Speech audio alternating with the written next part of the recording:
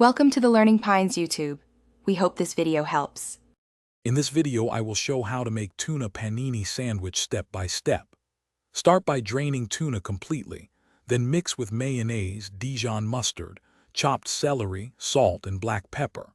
Spread the mixture on one slice of sturdy bread, add a slice of cheddar and tomato, then top with the second slice. Brush outsides with olive oil and press in a hot panini press until crisp and golden, then slice and serve warm. Prep makes a big difference, so chop vegetables small and have ingredients ready.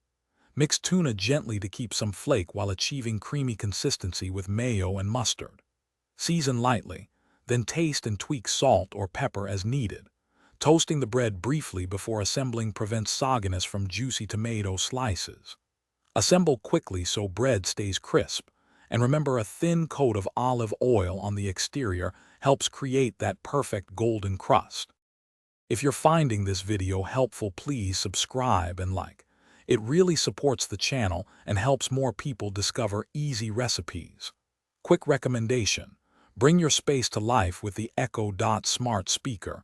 It makes setting kitchen timers and playing cooking playlists effortless and fun. Look in the description for the link and other deals to pick one up if you like what you see. Now let's get back to the video. Heat your panini press or skillet until hot for an even cook and golden exterior. Place the assembled sandwich in the press and apply gentle pressure, cooking 3 to 5 minutes until cheese melts and bread is crisp. If using a skillet, press with a heavy lid or pan and flip once for even color. Let rest a minute before slicing on the diagonal, then serve with a simple salad or pickles for a balanced meal. Thanks for watching. Consider subscribing if we helped you.